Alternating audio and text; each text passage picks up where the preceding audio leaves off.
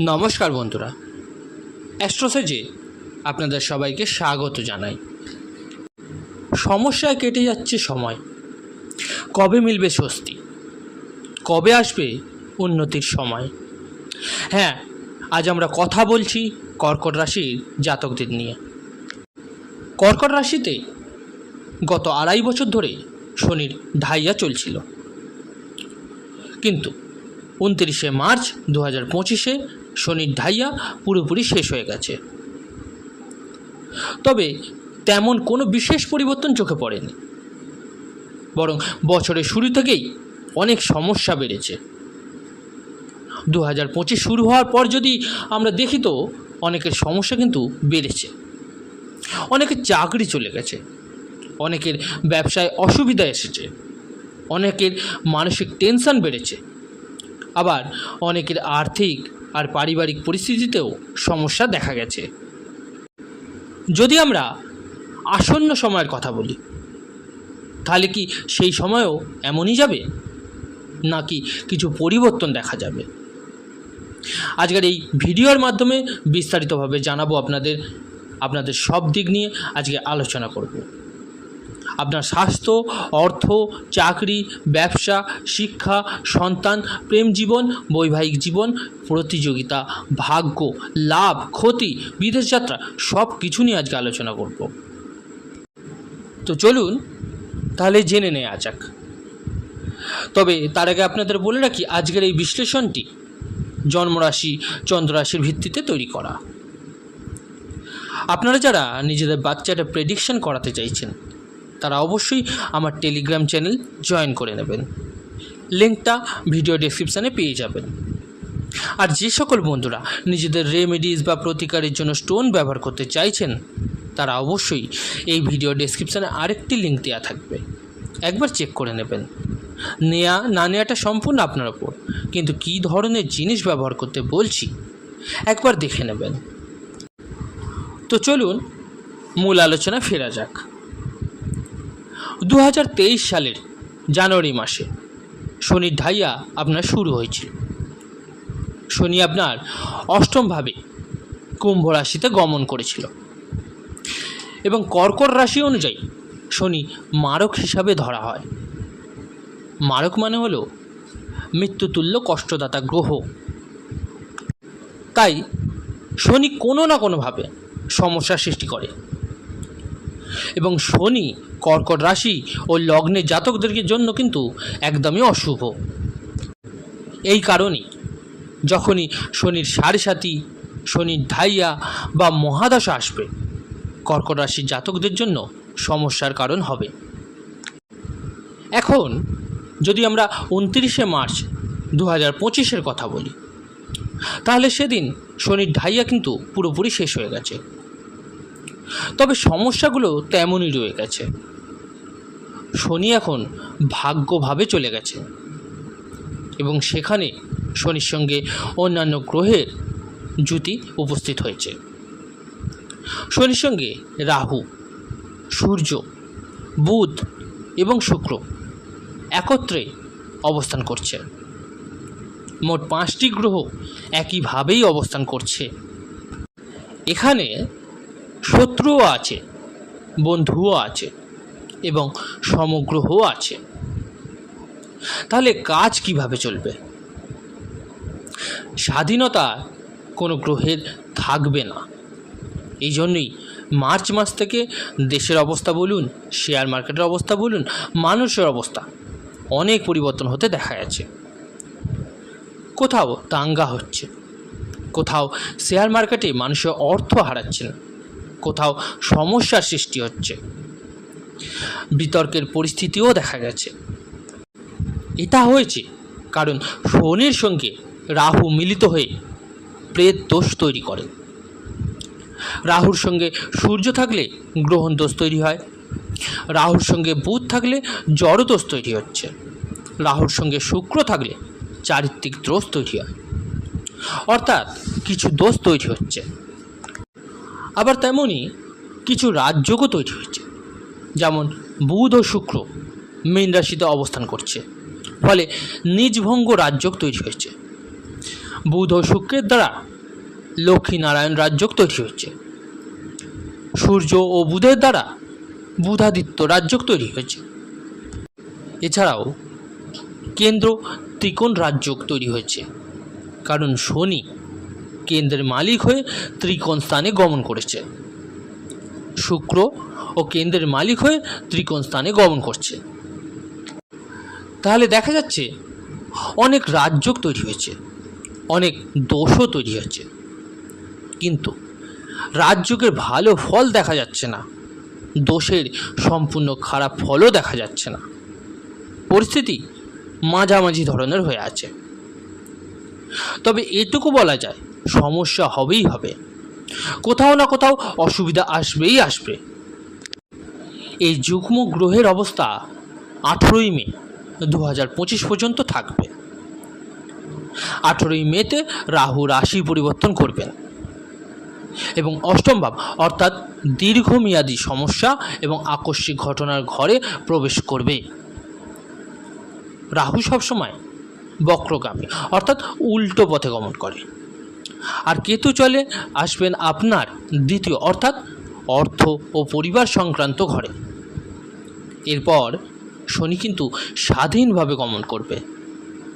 সূর্য 14ই April থেকে উচ্চ রাশিতে আপনার কর্মক্ষেত্রের ঘরে প্রবেশ করবে। শুক্র জুন মাসে একটা ভালো অবস্থায় থাকবে। বুধের অবস্থাও উন্নত হবে। শনি যখনই স্বাধীনভাবে গমন করবেন তখনই পরিস্থিতি আপনার ভালো হবে, কিন্তু বর্তমানে পরিস্থিতি 18ই মে পর্যন্ত এরকমই থাকবে। তবে অন্যান্য অবস্থাও কিন্তু গুরুত্বপূর্ণ, যেমন কেরিয়ারের অধিপতি মঙ্গলদেব বছরের শুরু থেকেই ভালো অবস্থায় নেই। 2025 সালের শুরুতেই মঙ্গল কর্কট রাশিতে অর্থাৎ নিজ রাশিতে গমন করেছে। আপনার রাশি ও কুণ্ডলী অনুযায়ী মঙ্গল আপনার কর্ম, শিক্ষা, সন্তান, প্রেম এবং আর্থিক অবস্থার মালিক, আর অবস্থান করছেন লগ্ন তথা স্বাস্থ্যভাবের মধ্যে। যখন কোনো গ্রহ নিচ অবস্থায় থাকে তখন সে সমস্যা দিতেই থাকে এবং সমস্যাগুলোও বেশিই হয়, কারণ 100% সমস্যার কারণ হয় নিজ গ্রহ। কর্কট রাশির জাতকদের কেরিয়ার সংক্রান্ত সমস্যাগুলো কিন্তু জানুয়ারি 2025 থেকে প্রতিনিয়ত বেড়েছে। পঞ্চম ভাব সংক্রান্ত সমস্যাও বেড়েছে। শিক্ষা নিয়ে অস্পষ্টতা, সন্তানের চিন্তা, অর্থনৈতিক ওঠানামা, প্রেম জীবনের টানাপোড়েন সবই দেখা গেছে। এখন এই পরিস্থিতি 6ই জুন 2025 পর্যন্ত থাকবে। কেরিয়ারে স্থিতিশীলতা দেখা যাবে না, কারণ মঙ্গল নিজ রাশিতে গমন করেছেন। ফলে মঙ্গলের অবস্থা ভালো নয়। মঙ্গল যদি ভালো না থাকেন, তিনি কেরিয়ারের অধিপতি হন আপনার, তাহলে সমস্যা আসবেই। মঙ্গল যদি নিজ রাশিতে লগ্ন অর্থাৎ স্বাস্থ্যভাবে গমন করেন তাহলে আত্মবিশ্বাস বেড়ে যায় ঠিকই, কিন্তু ব্যক্তি হঠকারী হয়ে নিজের কাজ নিজেই নষ্ট করে ফেলে। চোট আঘাতের সম্ভাবনাও বেড়ে যায়, রাগ বেড়ে যায়, উগ্রতা বেড়ে যায়, কাজের মধ্যেও সমস্যা তৈরি হয়। বিতর্কের পরিস্থিতিও মঙ্গল তৈরি করে থাকে। এই অবস্থা অনুযায়ী জানুয়ারি থেকে দেখা যাচ্ছে 6ই জুন পর্যন্ত মঙ্গল নিজ রাশিতেই থাকবেন। বন্ধুরা, আপনাদের ধৈর্য ধরে চলতে হবে। যদি কোনো বড় কাজ করছেন তাহলে ভেবেচিন্তে অন্যের পরামর্শ নিয়ে আপনাকে এগোতে হবে। স্বাস্থ্যের ওপর বিশেষভাবে খেয়াল রাখতে হবে, কারণ মঙ্গল যখন লগ্নভাবে গমন করে তখন তিনি নিজ রাশিতে থাকেন এবং পেট সংক্রান্ত সমস্যা বাড়ানোর কাজ করেন। খাবার দাবারের বিষয়ে আপনাকে বিশেষভাবে খেয়াল রাখতে হবে। অনেকের রক্তচাপ বাড়তে পারে, সেটাও খেয়াল রাখতে হবে আপনাকে। কারোর সাথে বিবাদে জড়িয়ে না পড়াই ভালো। যদি আপনি কঠোর পরিশ্রম করেন তাহলে নিজেকে নিরাপদ রেখে কাজ করতে হবে, নাহলে চোট আঘাত লাগার সম্ভাবনা থাকবে 6ই জুন 2025 পর্যন্ত। এটুকু আপনাকে কিন্তু বিশেষভাবে অবশ্যই খেয়াল রাখতে হবে। যদি আমরা কেরিয়ারের কথা বলি তবে কেরিয়ারের পরিস্থিতি উন্নতি হবে 18ই মে 2025-এর পর। কারণ তখন শনি, রাহু, শুক্র এবং বুধের সমর্থন আপনার মিলবে। তখন পরিস্থিতি পরিষ্কার হবে এবং আপনার জন্য ভালো সময় শুরু হবে। অন্য গ্রহদের কথা বললে সূর্য, যিনি অর্থের অধিপতি, আত্মীয় স্বজন পরিবারের অধিপতি, আপনার কথাবার্তার অর্থাৎ বাক শক্তির অধিপতি, তিনি ভাগ্যভাবের মধ্যে গমন করেছেন এবং রাহুর সঙ্গে সূর্যগ্রহণ দোষ ও শাপিত দোষ তৈরি করেছেন, যা একেবারেই ভালো অবস্থান নয়। এর ফলে আপনার খরচ বাড়বে, পরিবার সংক্রান্ত অস্পষ্টতা বা মান অভিমান দেখা যাবে। সূর্য 14ই এপ্রিল মেষ রাশিতে অর্থাৎ উচ্চ রাশিতে প্রবেশ করবেন, যার ফলে আর্থিক সমস্যার সমাধান ও আর্থিক অবস্থায় কিছুটা উন্নতি দেখা দেবে। সূর্য আত্মীয় স্বজন পরিবারের অধিপতি ও দশমভাবে গমন করবেন, যার ফলে পারিবারিক পরিস্থিতিতে কিন্তু উন্নতি হবে এবং যারা সরকারি চাকরির জন্য চেষ্টা করছেন তাদের জন্য ভালো খবর আসতে পারে। সূর্য দশমভাবে রাজনীতির সঙ্গে যুক্ত ক্ষেত্রেও সাফল্য এনে দিতে পারে।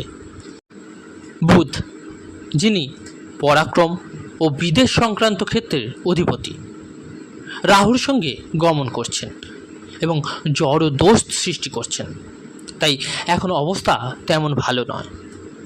তবে মে মাসের শেষের দিক থেকে বুধ ভালো ফল দিতে শুরু করবেন। যদি আপনি বিদেশ যেতে চান, গ্রিন কার্ড, ভিসা, পাসপোর্ট তৈরি করাতে চান, তাহলে এটি আপনার জন্য ভালো সময় হবে। এক্সপোর্ট ইম্পোর্ট ব্যবসার ক্ষেত্রেও উন্নতি কিন্তু দেখা যাবে। বুধের অবস্থা ভালো হবে, বুদ্ধি ভালো কাজ করবে, ব্যবসাও ভালো চলবে। আপনি যে পরিকল্পনা করবেন তাতে সাফল্য পাওয়া যাবে। শুক্রদেব, যিনি চতুর্থ ভাব এবং লাভ ভাবের অধিপতি, বৃহস্পতির ঘরে রাজযোগ, লক্ষ্মীনারায়ণ যোগ এবং কেন্দ্র ত্রিকোণ রাজযোগ গঠন করে গমন করছে। শুক্রের অবস্থান ভাগ্যভাবে ভালো বলে ধরা হয়, কিন্তু রাহুর কারণে ভালো ফলাফল কিছুটা ঘাটতি দেখা যায়। শুক্র ভোগবিলাস বৃদ্ধি করাবেন, বিলাসবহুল জীবনযাত্রা দেবেন, আয়ের উপায় বাড়াবেন। শিল্পকলা এবং ফ্যাশন ডিজাইন সংক্রান্ত ক্ষেত্রে কিন্তু সাফল্য এনে দেবেন। শুক্রের অবস্থা আপনার জন্য ভালো, তবে জুন মাস থেকে শুক্র সবচেয়ে ভালো ফল দিতে শুরু করবে। মঙ্গলের কথা তো আমরা আগেই বলেছি, কারণ মঙ্গল পঞ্চম ভাব এবং কর্মক্ষেত্রের অধিপতি এবং গুরুত্বপূর্ণ গ্রহ। বৃহস্পতি, যিনি ষষ্ঠ ভাব ও ভাগ্যভাবের অধিপতি, লাভভাবে গমন করছেন। তিনি ভালো অবস্থানে আছেন, ভাগ্যের সহায়তা পাওয়া উচিত। রোগ, ঋণ, শত্রু দূর করার কাজ করবেন।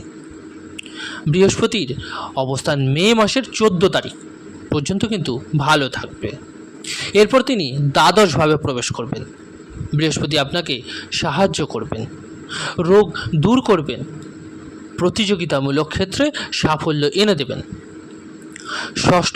ষষ্ঠ ভাবের অধিপতি হলে মাঝে মাঝে ঋণের বোঝা বাড়ে, কিন্তু ফেরত দেওয়ার প্রচেষ্টাও শুরু হয়। বৃহস্পতির অবস্থান ভালো এবং তিনি পরাক্রম ভাবকে দৃষ্টি দিয়ে পরাক্রম বাড়াবেন। এবার শনির কথা যদি বলি, শনি সপ্তম ভাব ও অষ্টম ভাবের অধিপতি। গত 2.5 বছর দেখা গেছে অনেকের পায়ে ব্যথা, অস্থিরতা, অনিদ্রা, হাঁটুর ব্যথা, পিতামাতার স্বাস্থ্যের কারণে হাসপাতালে চক্কর কাটতে হয়েছে, এসব কিন্তু হয়েছে। শনি অষ্টম ভাবের অধিপতি হওয়ায় হঠাৎ সমস্যার সৃষ্টি করার কাজ করছেন। শনি থেকে রেহাই পেতে হলে শনি সংক্রান্ত কিছু প্রতিকার অবশ্যই করবেন।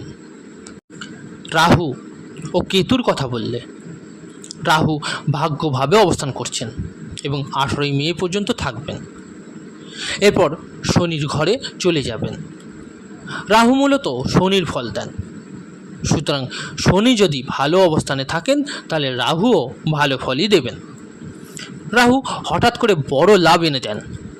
কেতু, যিনি পরাক্রমভাবে অবস্থান করছেন, ভালো অবস্থানে অবশ্যই আছেন, কিন্তু এরপর তিনি ধনভাবে চলে যাবেন। তখন তিনি ধনে বৃদ্ধি ও ধনের উৎস বাড়ানোর কাজ কিন্তু করবেন। রাহু কেতুর অবস্থানও আপনার পক্ষে ভালোই আছে, কিন্তু একটা কথা মাথায় রাখুন, কেরিয়ার, শিক্ষা, সন্তান, লাভ লাইফ ইত্যাদি কিন্তু উন্নতি হবে আপনার 6ই জুন 2025 থেকে। এর পরের সময়টা আপনার জন্য খুবই ভালো থাকবে। তো বন্ধুরা, আজকের বিশ্লেষণটি এই পর্যন্ত। কেমন লাগলো জানাতে ভুলবেন না, অবশ্যই কমেন্ট করে। ভালো লেগে থাকলে লাইক ও শেয়ার করতে ভুলবেন না। আর যে সকল বন্ধুরা নতুন শুনছেন তারা অবশ্যই চ্যানেলটিকে সাবস্ক্রাইব করে নেবেন। ধন্যবাদ।